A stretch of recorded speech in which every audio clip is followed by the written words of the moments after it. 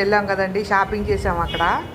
Shopping అక్కడ ఉలవపాడు మామిడి పళ్ళు అంటండి. ఇవి చెరుకు రసాలు. ఇవి బంగినపల్లి. ఇది కొబ్బరి మామిడికాయ. ఇది ఈ ఎర్రగా ఉన్న కాయలు సువర్ణ రేఖ అంటండి. ఇవంట గులాబీ రేకులు అంటండి పేర్లు, వాళ్ళ మామిడికాయ పేర్లు. ఎన్ని కాయలు మాకు 10 కేజీలు వచ్చినాయండి. చౌకగానే ఉన్నాయండి. ఈ సపోటాలు, నాటు సపోటాలు అంట ఉలవపాడి, అవి కూడా చౌకగానే ఇచ్చారు. మొత్తం 50 రూపాయలకే ఇచ్చారండి. తీయగా ఉన్నాయి బాగా. అక్కడ షాపింగ్ చేసామండి. గాజులు, జడకు పెట్టుకునేవి, స్కార్ఫులు.